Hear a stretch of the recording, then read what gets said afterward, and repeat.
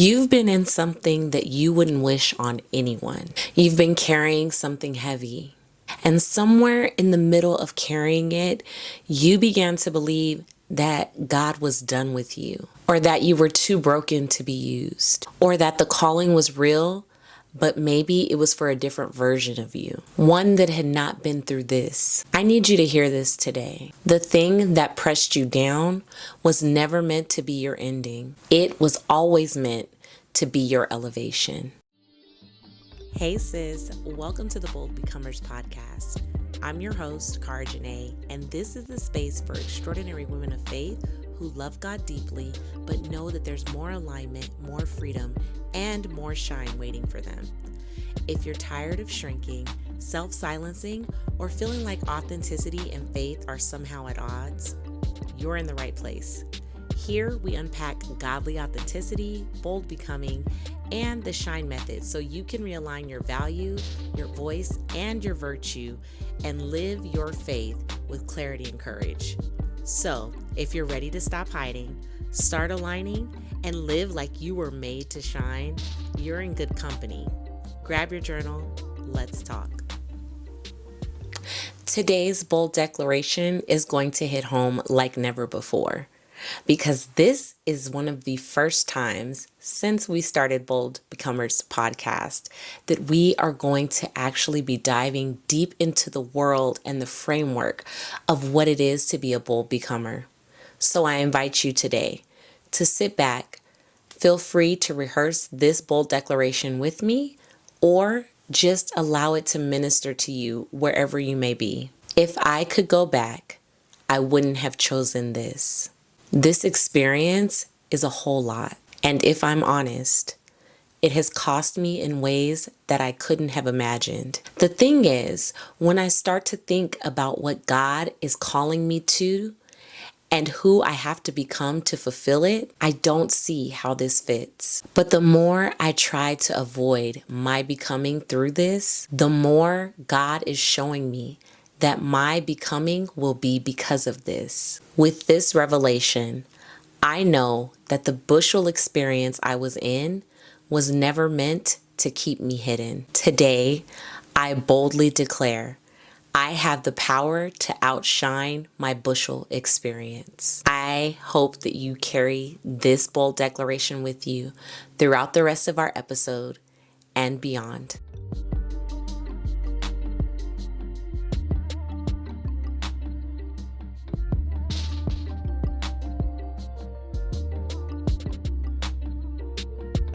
Before we dive deeper into this episode, I just want to share something with you. I need you to know that this bold becomer work was birthed from experience, not just from theory. You see, it was born from my own Bushel experience. I know what it feels like to hear God calling you to more, while simultaneously everything else around you is telling you to dim, to hide, and to sometimes even run. Years ago, I found myself in a situation that left me devastated. I was betrayed beyond what I had language to describe. And while I desperately prayed and hoped that I would recover emotionally from the wound, I didn't realize that it would have such a deep impact and effect on my identity. It deeply impacted how I used my voice. It changed how I measured my value, and it had me questioning my virtue. The three things that God had placed inside of me as assets became the three things that I was the most wounded in. In my darkest moments in that bushel, I realized something that changed everything. God was there, not waiting outside of it for me to get myself together, not watching from a distance with disappointment. He was there with me in the hiding, in the shame, in the silence. And he was not just present, but he was calling me closer and inviting me to more. He showed me that if I would just trust him and keep becoming, that he would lead me to become better than before the bushel. And that is what this episode is about. Not about just surviving what pressed you down, but understanding why God allowed it in the first place. If you have ever experienced a bushel experience, then you know what it feels like. You have literally walked through a season where you feel like you've been pressed down so much that you stopped recognizing yourself. Those experiences sent you into hiding, into silence, into a version of yourself that was smaller, safer, and easier to manage. And you have been calling those seasons your setback, your wounds, your reasons for not moving yet. And I get why you could think that, because church has not always given you language beyond God is testing you or the enemy is busy. And neither framework fully satisfies what you've actually experienced. So you've been carrying the weight of that experience without being able to understand its purpose. And that gap between the pain and purpose is where background behavior is born. In Matthew 5:15, it says, "Neither do men take a candle and put it under a bushel, but they put it on a candlestick, and it gives light to all that are in the house." The bushel in scripture is not incidental. It's actually instructive. Jesus acknowledged that the bushel exists. He did not pretend it away. A bushel experience is a person, a situation, circumstance, or any season that happens in your life that presses down on your light or makes you feel as though you want to hide, dim, or disappear. But here's one thing that I know to be true. The bushel was never meant to extinguish your light. It was designed to reveal how much your light is actually there. And God does not send bushel experiences in your life to punish you. He allows them because He knows what's waiting on the other side of them. And what's on the other side is always more light, more clarity, and more of who He created you to be. The bushel that you have been in, or maybe are currently in right now, is not evidence that God is done with you. It is evidence that there is something of significance that is inside of you that is worth the pressure that you have been experiencing. The truth is that you don't press something that has nothing in it. When you begin to see your bushel experiences through this lens, the weight of what you are experiencing doesn't disappear, but the meaning behind it changes. And meaning is what makes the difference between a woman who stays hidden and a woman who comes forth. The truth about the bushel experience is that it becomes the tabletop. The very thing that pressed you down becomes the platform that you rise from.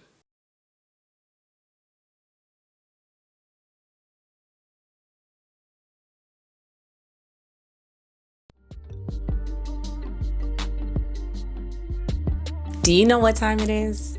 It's time for our Shine Method Connection. The Shine Method Connection is the segment of our podcast where we get to dive a little bit deeper into my proprietary framework, the Shine Method. For those of you that are new to Bold Becomers podcast, the Shine Method is an acronym. Shine.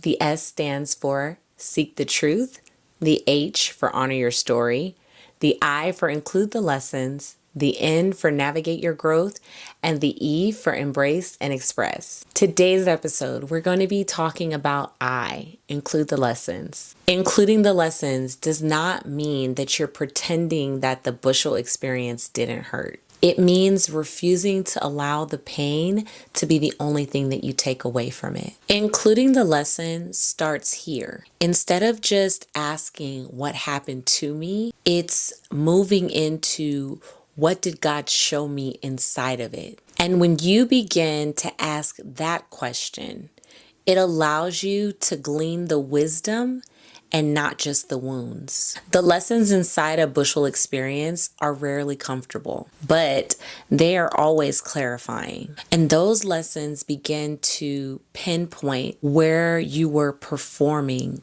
instead of where you were embodying your identity, where you were seeking validation from sources who were never qualified to give you that, and where you outsourced your voice, your value, and your virtue and allowed someone else to manage them for you. Including the lessons means that you bring the lessons forward. You don't leave them in the bushel, but you carry them with you into your becoming. And that is what transforms a wound into a weapon, but in a refined way. When you choose to carry the lessons from the bushel experience with you as you move forward in life, there is a certain level of clarity, wisdom, and knowledge that you have that cannot be shaken.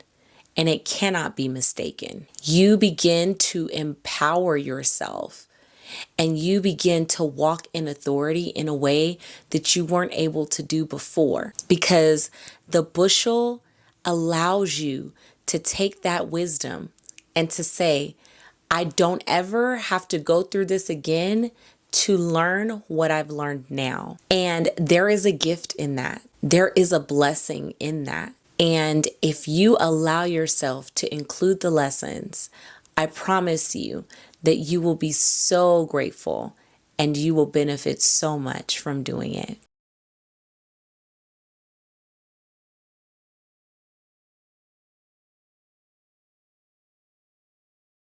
If the Bold Becomers podcast has encouraged you on your journey, I'd love to ask you for a favor. Leaving a quick review helps this Bushel experiences are seldom random where they land. It only takes they tend to target the very things that God has placed inside of you as assets. In the work that I do with Bold Becomers, the framework is that those assets are your voice, your value, and your virtue. They're what I like to call the 3 V's. But here's the thing about carrying those assets innately in you. Not only does God know that He placed those things in you, but the enemy knows that they're there as well. And a bushel experience, whether it comes through betrayal, a person, a failure, a loss, or a season of invisibility, it tends to go after all 3. And the ways that you'll start to recognize this in each of these areas is with your value.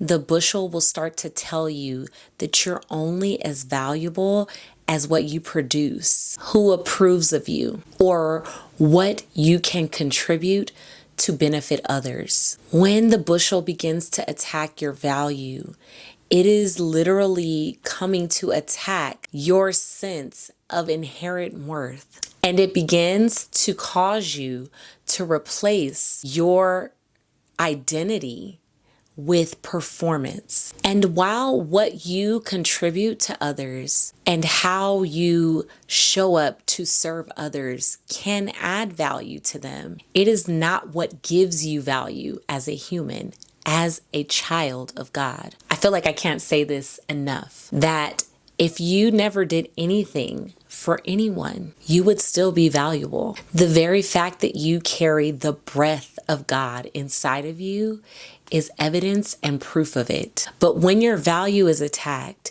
you begin to measure yourself based off of what was lost, based off of what was taken from you, based off of what didn't work out, or based off of the fact that you are no longer willing to do some of the things that you did in the past. And when you start to associate your value with those things, you begin to diminish the value that you truly hold. But what I want you to know is that your value was never based in your experience. Your value was assigned by your Creator before there was ever any experience to have. When your bushel experience begins to attack your voice, you'll notice that you start to get quieter. The bushel will begin to silence you. And sometimes it silences you loudly through rejection or betrayal. And then other times it can silence you quietly through repeated experiences of being overlooked or even dismissed. It can steal your voice when you encounter environments, conditions, and even relationships that don't allow for your voice to be heard, to be received, and to be accepted. And what happens is it starts to condition you to believe that it's safer, it's less expensive, it's more conducive to just be quiet, to hold it in, to suck it up, to choose your battles, to pretend like saying what needs to be said doesn't have to be said in the moment. And by the time you look up, you realize you've never said anything at all.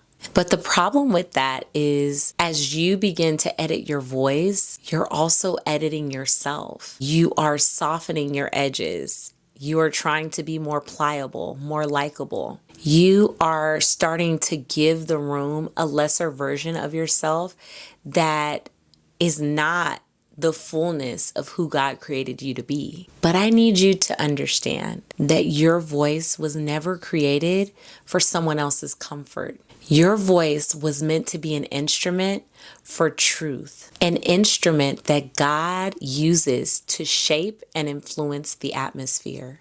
The last place that the Bushel experience attacks is your virtue. And this one is where it really hurts because the Bushel will make you question your own character. It makes you question your goodness. It makes you even question your discernment. It can send thoughts in your mind that say, if I were really walking with God, would this be happening to me? If I were really who I think I am, would they have treated me like this? If I really loved and believed in myself, would I have said yes to this? But sis, I need you to know that virtue does not equal perfection. Virtue means integrity of character, and virtue also speaks to the strength and the power that you carry within. And just because the Bushel attacks your integrity by making you question everything that you thought you knew about yourself doesn't make it true. And what I need you to know is that your virtue is not connected to what was done to you. It is determined by who you choose to become on the other side of it. The Bushel does not have the final say. Matthew 5:15 says that they put the candle on a candlestick. Somebody moved it. Somebody lifted it out of the bushel and put it where it could light the whole house. That somebody is God. God is the one who lives. He is the one who repositions. He is the one who takes the very experiences that pressed you down and turns it into the platform that he uses to allow you to stand on. But here is what requires something from you. You have to be willing to come forth. The candle does not move itself, but it does have to be willing to be lifted.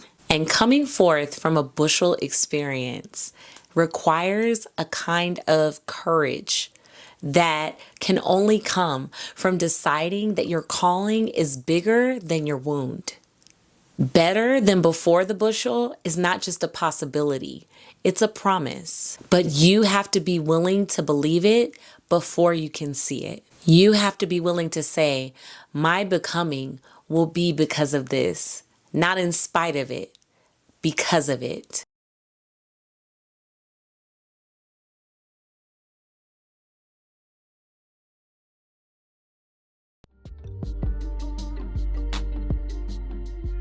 Here are some practical strategies to get you moving through your Bushel experiences.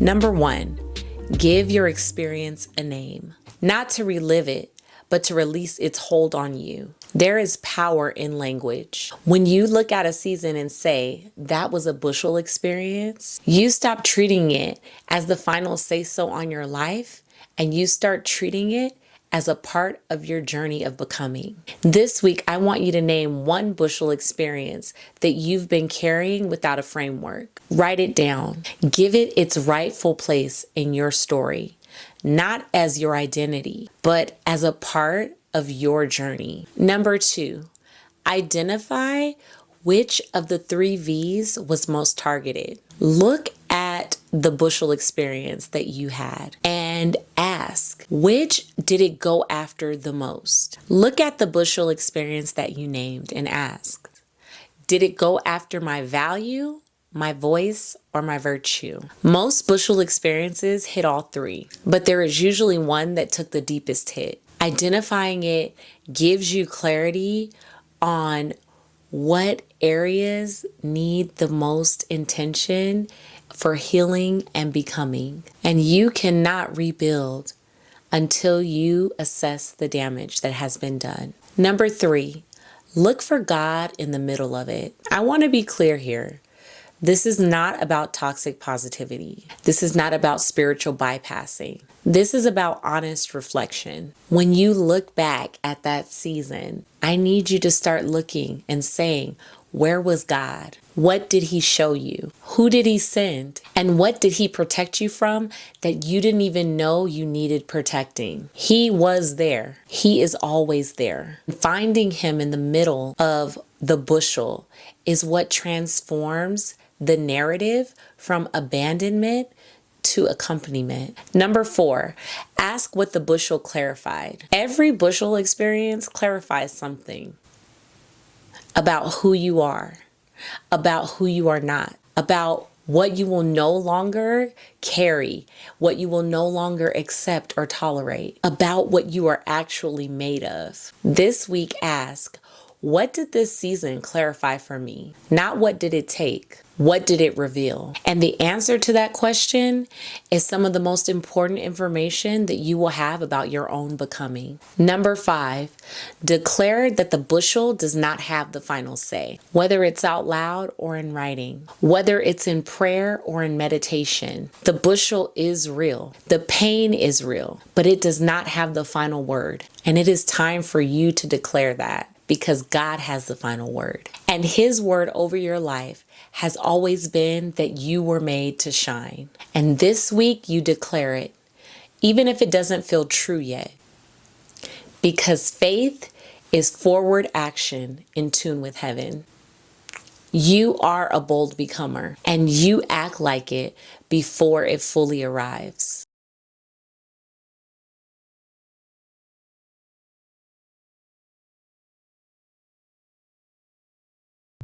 Hey sis, quick question. Have you ever felt like you're shrinking, even when you know you're called to shine? You're the go-to for everyone else, but deep down you're tired of hiding the parts of you God is actually trying to use. Discover the Path to Shine is a powerful faith-filled guide I created just for you, the extraordinary woman of faith who's ready to stop playing small and finally walk boldly in godly authenticity. Grab your copy in the show notes or head to charajanaeshine.com/discover, because it's time for you to stop dimming and start becoming. It's time for our challenge of the week. Write down one bushel experience that you've been carrying as a narrative and reframe it as a chapter. Give it a title, not a painful one, a purposeful one, something that reflects what God was doing even when you couldn't see it. After you do that, I want you to then write down one thing that you're clearer about, that you're better at, that you're stronger in because of that experience. And as you write that one thing, that is the beginning of better than before the bushel. You're not minimizing what happened. You're just refusing to allow it to have more authority over your future than God does. This is what bold becomers do. As we close out for today, I really need you to sit with this, because if you have been in a bushel, if you are in one right now, if you came out of one and you're still trying to find your footing, I want you to know something that I had to learn the hard way, that God was never trying to dim you. He was using that pressure to show you, to show the world how much light is actually inside of you. The bushel doesn't get the final say. The candle does. And you are the candle. You are the light. You were created to shine strategically, specifically, on purpose. And nothing that has happened to you, nothing that was done to you, and nothing that tried to press you down has the right to dim, to take away, or to alter what God had placed inside of you before you even took your first breath. You are going to come out better than before the bushel. Not because the pain wasn't real, but because God is more real than the pain. And He is still calling you forward. Now, if you're ready to go deeper into this work, to understand your bushel experiences through the lens of your identity and your becoming, the Permission to Shine free guide is your starting place. It's waiting for you at CharaJanaeShine.com. Until next time, remember to keep becoming, embrace godly authenticity, and live with shine. I'll see you in the next episode.